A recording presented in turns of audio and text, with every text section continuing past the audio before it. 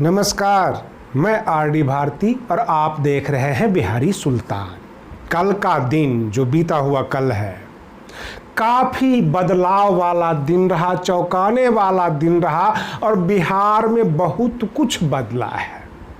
जी हाँ दोस्तों, सबसे पहले तो मैं बता दूं कि आसनसोल सीट का रिजल्ट आया, जहां शत्रुघ्न सिन्हा जी चुनाव जीत गए टीएमसी से।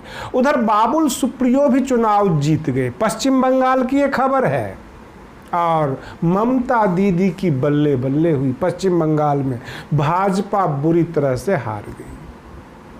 और बिहार में बोचहा सीट जो है, तेजस्वी यादव जी चुनाव जीते हैं, यानी मतलब उनकी पार्टी चुनाव जीती है, राजद, उनके कैंडिडेट चुनाव जीते हैं। और वह एक सीट इतना इंपॉर्टेंट हो गया कि चर्चा का विषय बन गया पूरे बिहार में। एक सीट जीतने के बाद ऐसा है नहीं कि बिहार में राजद की सरकार आ जाएगी, लेकिन इतनी तेज चर्चा क्यों? क्योंकि बिहार की राजनीति का परसेप्शन बदल गया।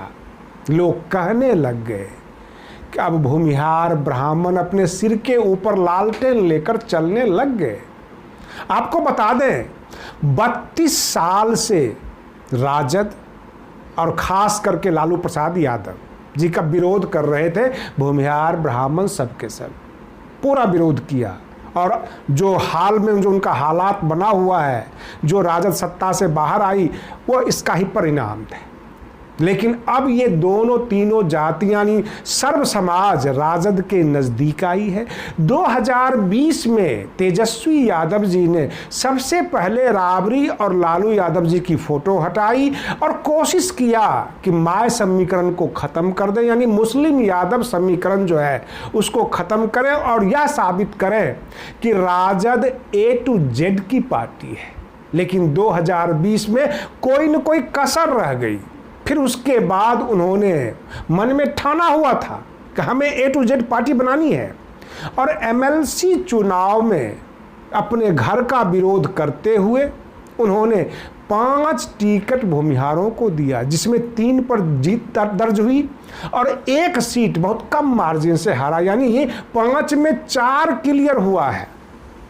और बोचहा विधानसभा जो सीट है वह बीजेपी जदयू की परंपरागत सीट थी, कभी हारती नहीं थी। इस बार राजद ने उसे जीत लिया है। भूमिहार ब्राह्मण सर्व समाज ने पूरा खुलकर साथ दिया। मैं आपको याद दिला देता हूं, ये वही राजद है, राष्ट्रीय जनता दल, जो कभी कहा करती थी भूरा बाल साफ करो। भूस का मतलब भूमिहार, रा का मतलब राजपूत, बा का मतलब ब्राह्मण, ला का मतलब लाला, सबको साफ करो। और उसके बाद ये सर्व समाज सवर्ण इनके शत्रु बन गए थे।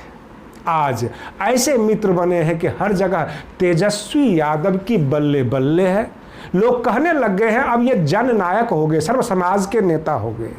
तो जाहिर सी बात है आगामी मुख्यमंत्री का भी चांस उन्हें मिलेगा। सर्व समाज ने अब स्वीकार कर लिया है। अब हम आते हैं उत्तर प्रदेश में।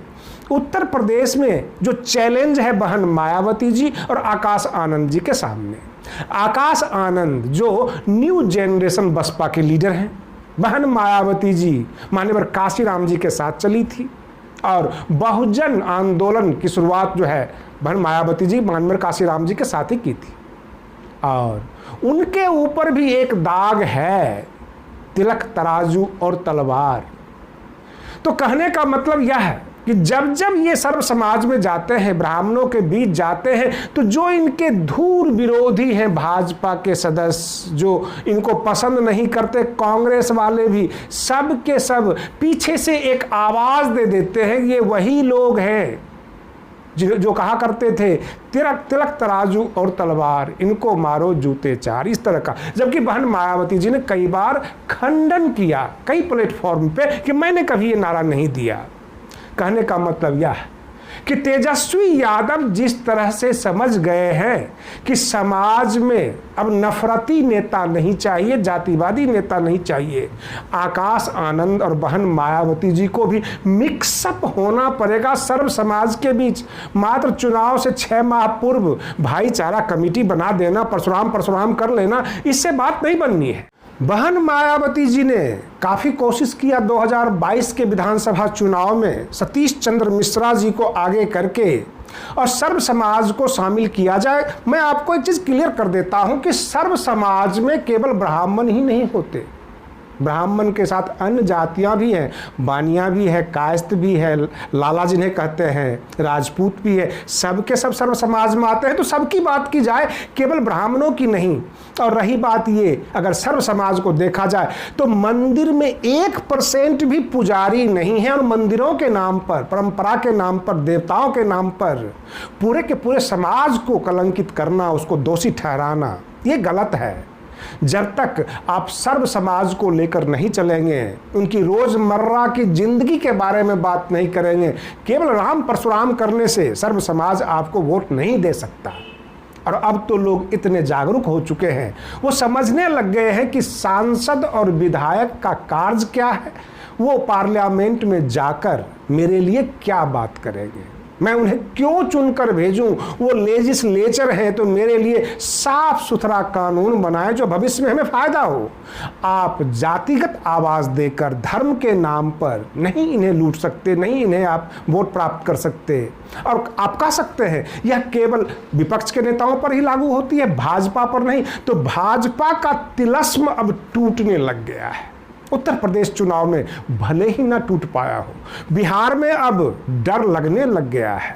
ये डर कि अब ब्राह्मण भूमिहार हमसे दूर भाग रहे हैं, ये पश्चिम बंगाल का डर, ये बाकी अन्य राज्यों में भी डर जो समाने लग गया है भाजपा को। और इसी डर को कैश करना है बाकी विपक्षी दल को, जो सर्व समाज को जोड़कर सबको सम्मानित करते हुए और सबको एक जिम्मेदार पद देते हुए आगे बढ़ना है। अगर बसपा यह सोच रही होगी कि सब कुछ है सतीश चंद्र मिश्रा, तो उन्हें ब्राह्मण वोट कभी प्राप्त नहीं होगा, सर्व समाज का वोट कभी प्राप्त नहीं होगा। उन्हें सर्व समाज को यह जिम्मेदारी देनी होगी, ना कि किसी एक खास ब्राह्मण को, किसी खास व्यक्ति को। और यह तो बिहार में, बंगाल में साबित हो रही है, हर जगह साबित हो रही है। फिर उत्तर प्रदेश में यह लागू क्यों नहीं हो पाई? बहन मायावती जी को इस प्रश्न का हल ढूंढना चाहिए, सर्व समाज के साथ साथ बहुजन समाज के बीच में जाना चाहिए और अपने बारे में पूछना चाहिए कि मेरे से क्या गलती हुई, आप मुझे बताइए और हम इसे ठीक करेंगे। तब जाकर भाजपा को टक्कर दिया जा सकता है। ऐसे बिहार, बंगाल से इशारा मिल गया है, उत्तर प्रदेश से इशारा मिलना बाकी है। वर्ष के अंत में वहां इनको जवाब मिलना जरूरी है। और अगले साल 9 राज्यों में चुनाव है। देखना यह है कि भाजपा अपना नफरती भाषण के जरिए हिंदुत्व वोट प्राप्त करती है या विपक्ष उन्हें साफ कर देती है। आप बने रहिए बिहारी सुल्तान चैनल पर। हम फिर मिलते हैं अगले वीडियो में, तब तक के लिए धन्यवाद।